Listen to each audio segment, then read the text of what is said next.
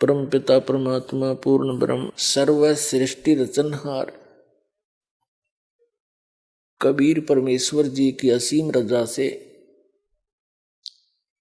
आप सभी पुण्यात्माएं ये सत्संग श्रवण कर रहे हैं। परमात्मा ने, कबीर भगवान ने, जो हम सब के पिता हैं, हम सब के जनक हैं, उन्होंने आकर के हमें यहाँ ज्ञान कराया है कि तुम यहाँ के वासी नहीं हो। जिस स्थान पर आप रह रहे हो ये आपका स्थायी स्थान नहीं है। आप प्रतिदिन देख भी रहे हो, सैकड़ों की संख्या में व्यक्ति आपके ही नोटिस में, नॉलेज में, समाचार पत्रों के माध्यम से या किसी और रिश्तेदारी में प्रतिदिन इस सारे साजबाज को छोड़कर अचानक मृत्यु को प्राप्त हो जाती है। ये लोक रहने का है। परमात्मा कहते हैं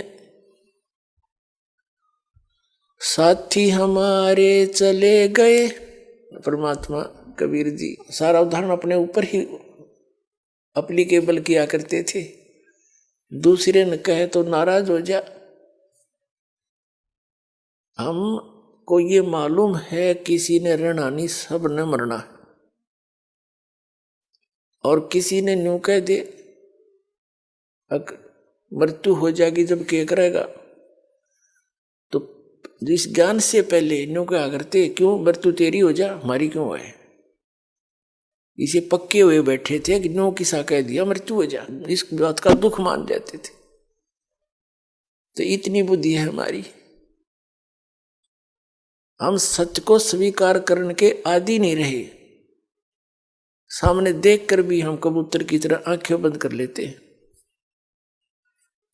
तो ये आंखें बंद करे काम नहीं चल रहा है, अब ये खोलनी पड़ेंगी। जैसे पवित्र वेदों में प्रमाण दिया कि वो परमात्मा सतलोक में रहता है। उसके तीसरे भाग में 3 पोर्शन है सतलोक के। सबसे ऊपर वाले स्थान पर परमात्मा कबीर जी का अपना निज स्थान, बहुत बड़ा एक मंदिर नुमा गुम्बद है, उसके बीच में परमात्मा विराजमान है। यानी बहुत बड़े सिंहासन पे, सिर पर मुकुट है जैसे राजा लोग पहनते हैं। राजा तो असली में वही है, बाकी तो कृत्रिम राजा है। 10 दिन के चौधरी फिर मृत्यु को प्राप्त करके गधे बने पावे, क्या के राजा ही है। अगर राजा है तो वो एक ही है, बाकी तो नकल कर रहे हैं उसकी। सिर पर मुकुट है, ऊपर छत्र है और सुंदर शरीर है परमात्मा का, मनुष्य दृश्य है। उसका नाम कबीर है। 3 पोर्शन है, 3 स्थान अलग, उसमें 3 व्यवस्था है। परमात्मा के दूसरे नंबर पर फिर हंस रहते हैं, यानी केवल नर रूप में। उससे फिर सेकंड लास्ट के अंदर बहुत बड़ा, चारों तरफ बड़े बड़े बाग बगीचे, सदाबहार वृक्ष है, पहाड़ हैं, झरने बहते हैं, सरोवर हैं, बड़े बड़े दरिया और दरियाएं बह रही हैं दूधों की, अमृत सरोवर है।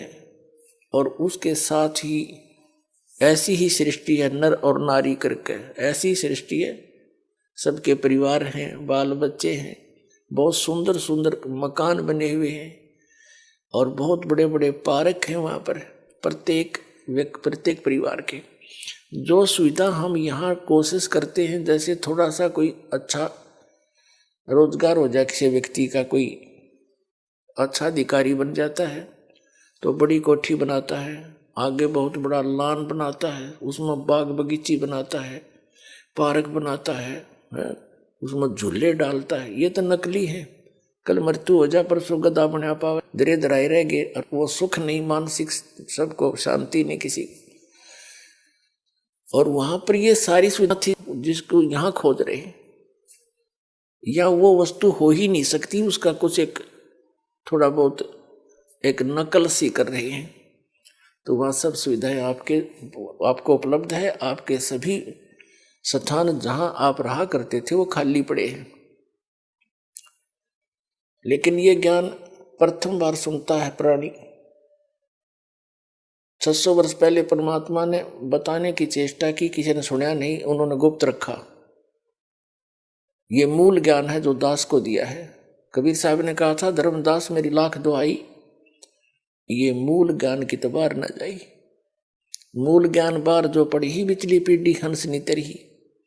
और मूल ज्ञान तब तक छुपाई जब तक द्वादश पंथ मिट जाए, जब तक कलयुग बीतेगा 500 वर्ष तब तक छुपाना है। अगर ये ज्ञान पहले डिस्क्लोज कर दिया होता परमात्मा ने, तो ये नकली कबीरपंथी जो आज के ऊपर प्रकाश ही प्रकाश है, कुछ नहीं है, चेतन प्रकाश है। सारे राधा स्वामी वाले ने देख ले, चाहे किसी पंथ ने देख ले, भगवान को निराकार बताते, यानी प्रकाश का पुंज बताते हैं, घुमा फिरा के वहीं आ रुकते हैं। तो इन क्या क्या समझा, इनको ज्ञान ही नहीं किसी को। और जिन महापुरुषों ने परमात्मा को देखा, वापस आके बताओ, उन्होंने वही बताया जो दास आपको बता रहा है।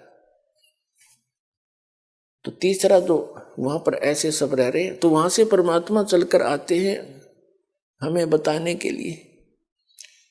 तो ऋग्वेद मंडल नंबर 9 सूक्त नंबर 86 मंत्र 26-27 में, ऋग्वेद मंडल नंबर 9 सूक्त 82 मंत्र 1, 2, 3 में, ऋग्वेद मंडल नंबर 9 सूक्त 20 मंत्र 1 में, ऋग्वेद मंडल नंबर 9 सूक्त 94 के मंत्र 2 में, ऋग्वेद मंडल नंबर 9 सूक्त नंबर 95 के मंत्र 2 में, ऋग्वेद मंडल नंबर 9 सूक्त 94 के मंत्र 1 में, 2 में नहीं, और 95 के 2 में ये स्पष्ट किया है। और ऋग्वेद मंडल नंबर 9 सूक्त नंबर 96 के मंत्र नंबर 16 से लेकर 20 तक, और भी अनेक स्थानों पे ये स्पष्ट किया है कि वो परमात्मा परम अक्षर ब्रह्म पूर्ण परमात्मा सत्य पुरुष अमर पुरुष अविनाशी परमात्मा मनुष्य दृश्य है, राजा के समान वहां ऊपर तीसरे पृष्ठ में बैठा है, वहां से चलकर गति करके आता है,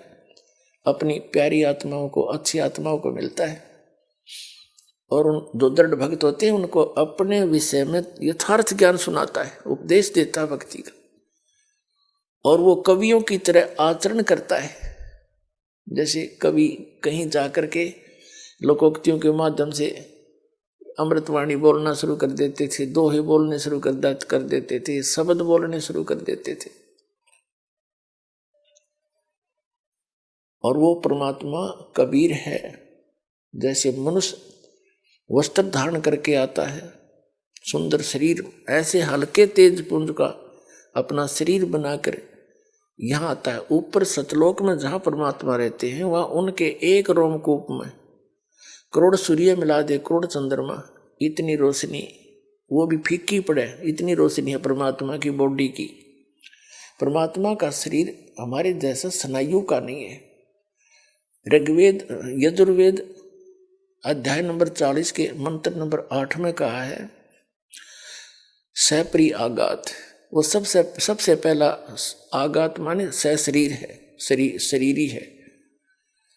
और शुक्रम अकायम ऐसनाविरम, शुक्रम अकायम अबिंदम ऐसनाविरम कबीर मनीषी स्वयंभू परिभु व्यवधाता समाभय। तो इस पर उसका भावार्थ यह बनता है कि वो परमात्मा कबीर जो यहाँ एक तत्वदर्शी संत की, विद्वान की भूमिका करने आता है, वो उसका शरीर शुक्रम अकायम, माता पिता से बने हुए शरीर का नहीं है, वो मटेरियल नहीं है।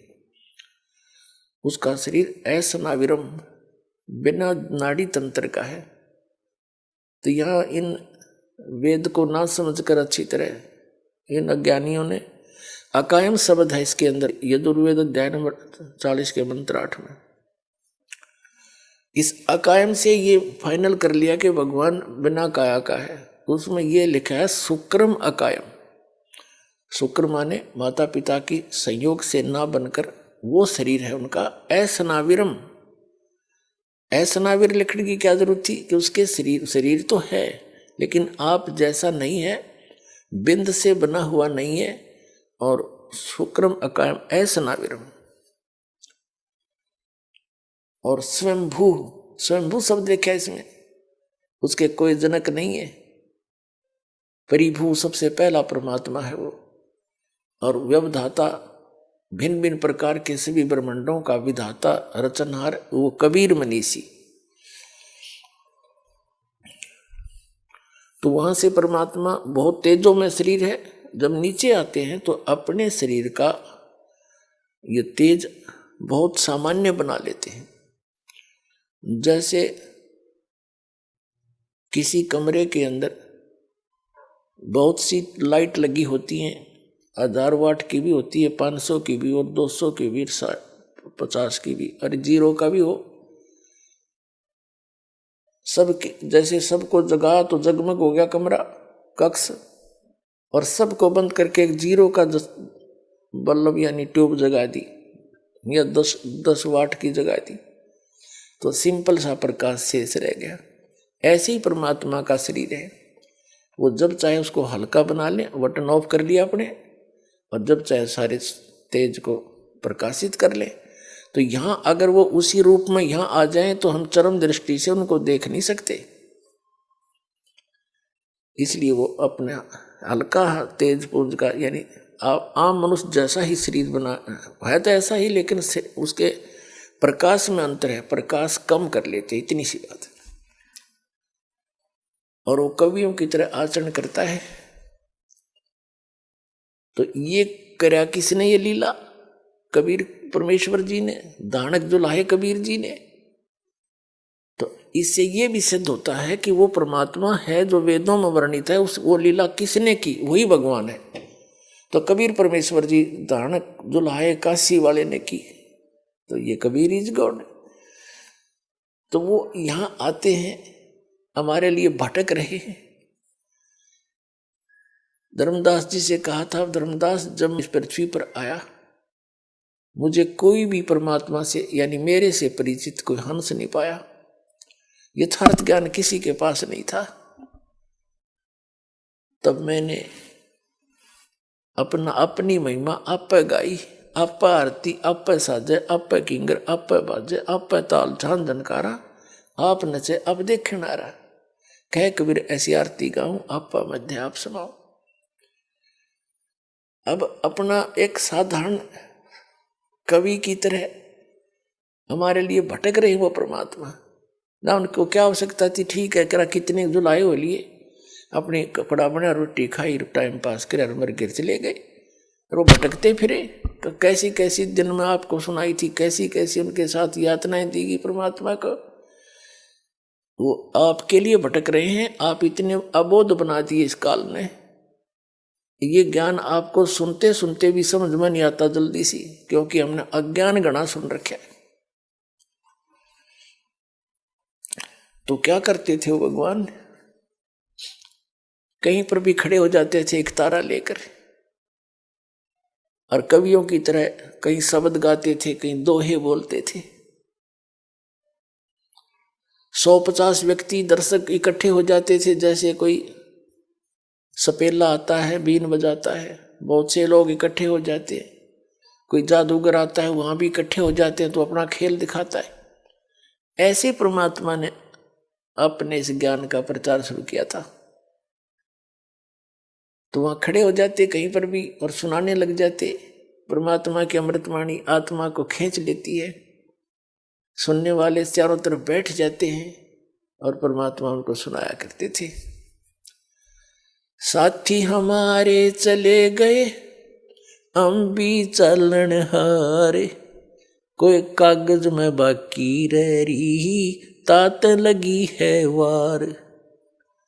कबीर साहब कहा करते, हमें बताते थे कि तुम्हारे साथी चले गए और तुम भी चालन हार, यानी अपने ऊपर बता रहे यहां से सबने जाना है, और कोई कागज में बाकी रह रही, कोई शेष अभी आपका प्रारब्ध बचा है, इसलिए देर लग रही है। जिस दिन वो कागज पूरा होगा, 1 सेकंड भी ना लगे, चाहे तो कहीं गए हो, रास्ते में हो, घर पे हो, या कहीं विमान में हो, और चाहे अपनी गाड़ी में हो, और चाहे कितने दुकान या मजदूरी कर रहे हो, वहीं पर खत्म हो जाओगे।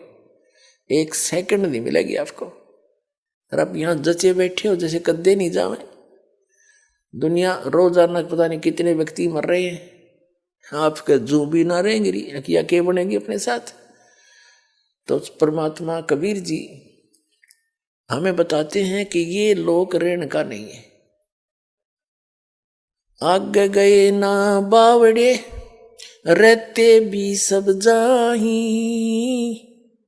बिन साहिब की बंदगी कहीं ठोड़ ठिकाना नहीं। परमात्मा हमें याद दिलाते थे, जैसे मोती ओस का ऐसी तेरी आव, कह कबीर करो बंदगी बहुर न ऐसा दाव। ये मनुष्य जीवन एक दाव लगा हुआ होता है, और संत मिल जाए परम संत, वो उससे भी अधिक दाव होता है। दाव माने कुछ समय का, कुछ ही समय होता है, उसमें काम कर गए तो कर गए, ना फिर बात बिगड़ जाती है, उसको दाव कहते हैं। मौका सा लग जाए। परमात्मा हमें याद दिलाते हैं कि बिन साहिब की बंदगी कहीं ठोर ठिकाना न। पुण्यात्मा कबीर परमात्मा जी कहते हैं, कबीर ये माया अटपटी और सब घट आन अड़ी, किस किस को समझाऊं या कुएं भांग पड़ी। प्रत्येक व्यक्ति को नए सिरे से इसी तरह निर्मल करना पड़ता है। वो जहां भी जिस ज्ञान पर आधारित है, जिस देव की पूजा कर रहा है, जिस भी मजहब धर्म में वो जन्मा है, उसमें कति सेट हो रहा है।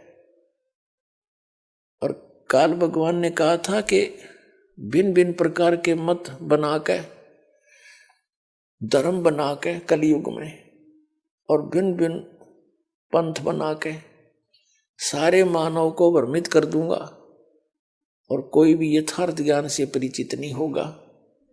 कबीर परमात्मा से कहा था कि जब तुम कलयुग में आओगे, 5500 वर्ष बीतेंगे। कबीर साहब ने कह दिया था उसने कि जब 5500 वर्ष बीतेंगे तब हम अपना अंश पठाएं।